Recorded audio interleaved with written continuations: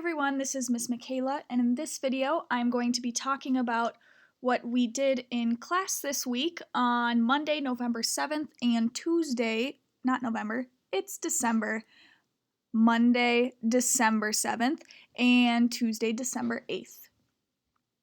So as usual, we had the reminders for student support at 2 o'clock and office hours Tuesdays and Thursdays at 1 o'clock. And those links, of course, are up here at the top of classwork. So most of what we did this week is we read through this play, The Mother Who Lost Her Daughter, which is a Greek mythology play.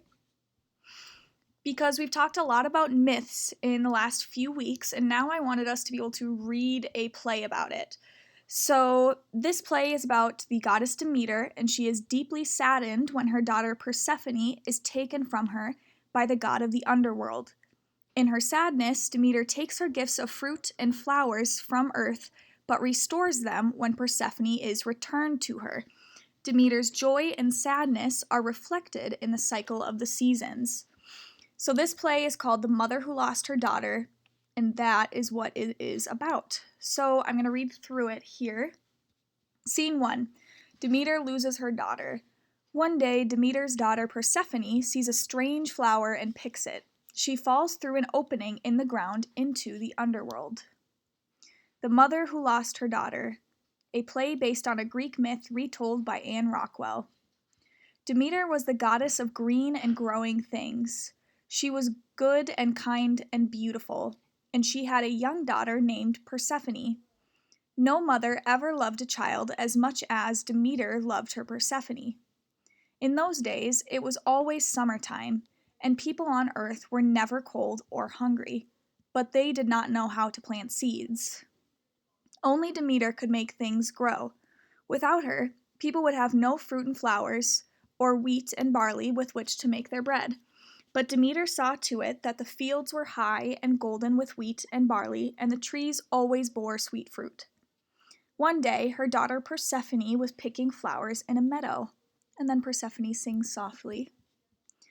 Persephone danced and sang as she picked the flowers. Suddenly, she stopped dancing and said, "Oh, how beautiful!" For Persephone saw a strange flower she had never seen before. She ran over to pick it, singing and dancing as she added it to her bouquet. Far down below in the chilly, dank underworld, Hades, the god who ruled the land of the dead, heard Persephone's sweet singing and the sound of her dancing feet. He decided he wanted the young girl to be his queen. She was full of laughter and joy, and Hades often grew gloomy and lonely in his dark and dismal kingdom, with only the dead for company. He made up his mind to steal Persephone away from the flower-filled meadow. And then there's a sound of thunder and cracking happening.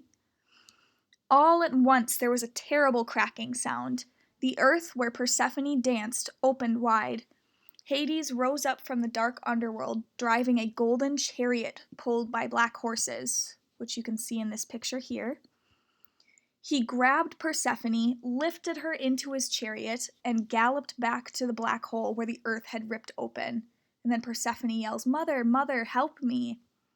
The poor girl shrieked as loudly as she could.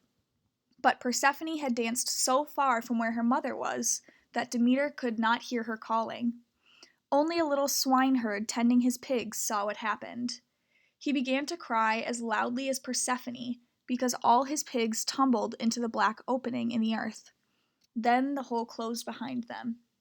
So on this first page, Persephone was singing, and Hades hears it, and he is so lonely down in the underworld that he decides he's going to kidnap her and make her his wife. So he comes up and he takes her away.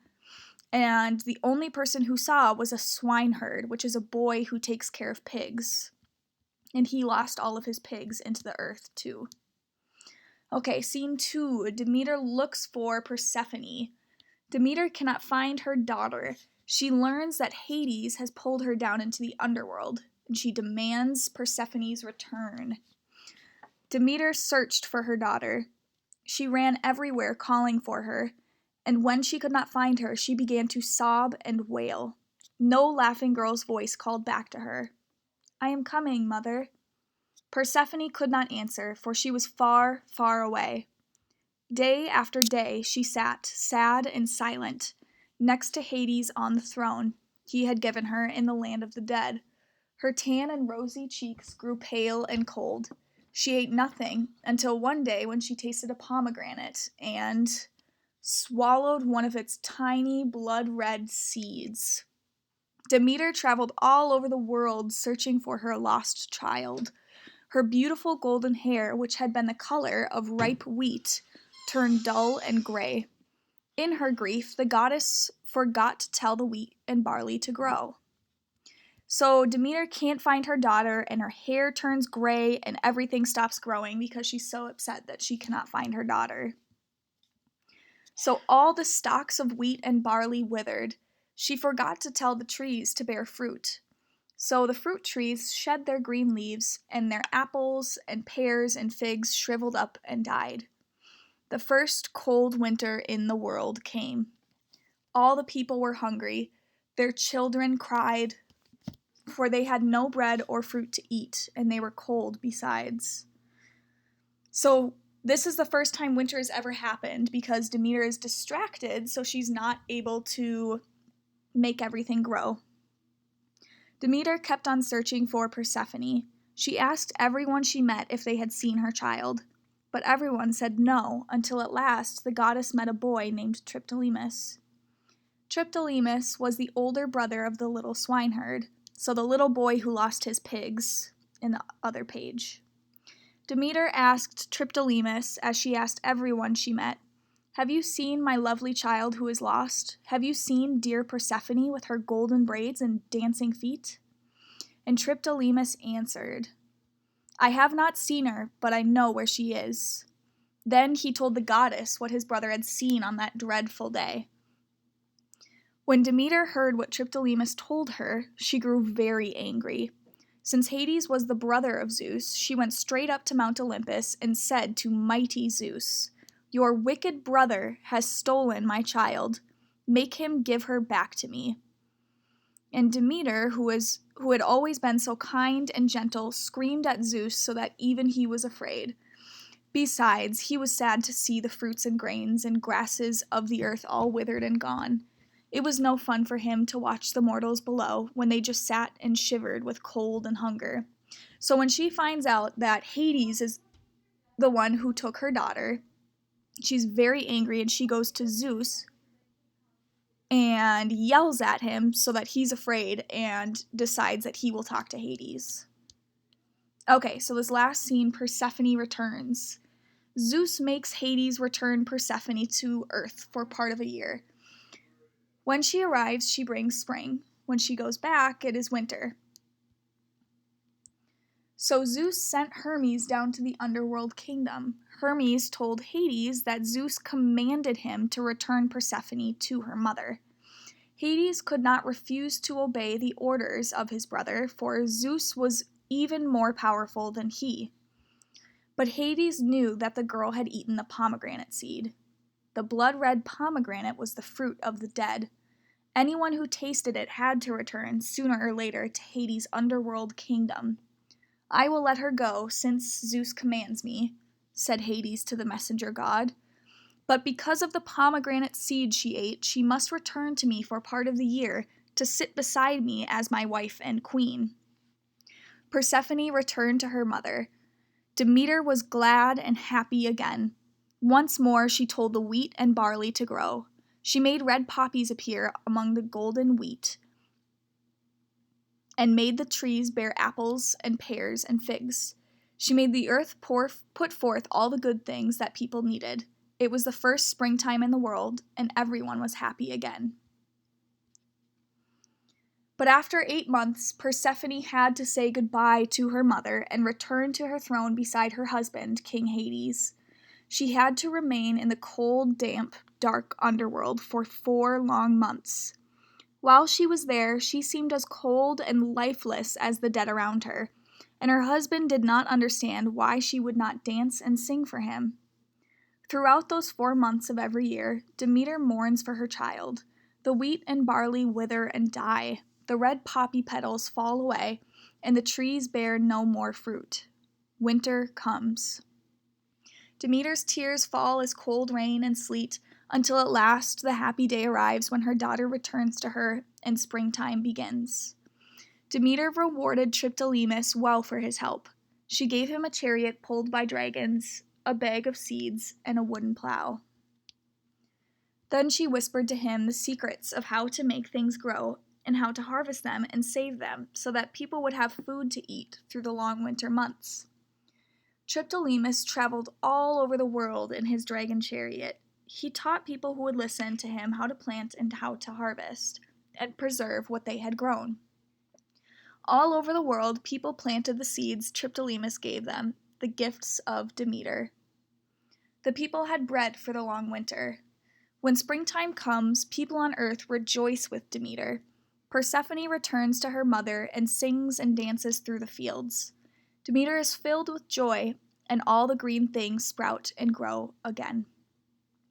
So Demeter and Hades come to a compromise up here, where for 8 months Persephone gets to stay with her mother, but then for 4 months out of the year she has to go down with Hades to the underworld and stay with him. And so every year when that happens, Demeter mourns for her child. She shows her sadness by crying. And so when that happens, the wheat and the barley die, and it snows because of her tears. Okay, so we read that play, and we talked about the setting. A few places, it was outside. In the beginning, they were in a field. We also saw them in Mount Olympus when Demeter went and complained to Zeus. And then Persephone also went to the underworld. So those are the different places of the play. And then when it was in summertime at first until Persephone was taken away, and then it became fall and winter. And here's the list of characters that we came up with: the swineherd, Triptolemus, Demeter, Persephone, Zeus, and Hades. So we talked about how in this myth, it explains the mystery of the changing of the seasons. And we came up with this list in class today, where he said in ancient Greece in the winter, it was cold and dry, there was no food growing, and they overall just hated the winter. And then in the summer, it was hot or warm, people could grow food, there was lots to do, and they just loved the summertime. So during this time, there was no science and they didn't understand why the seasons were changing. So they needed to create a story to explain why we needed to go to winter. And that's what this story does. It explains that we have winter time because Demeter is mourning for the loss of her child during those times. We also talked about moral of the myth, and a moral is the lesson or story of the myth. And there was a few things we talked about here. One of the things we talked about was compromise and how Hades and Demeter compromised so that they get to share Persephone, and neither person really got what they wanted, but they still get Persephone for a chunk of time out of the year, so they compromised.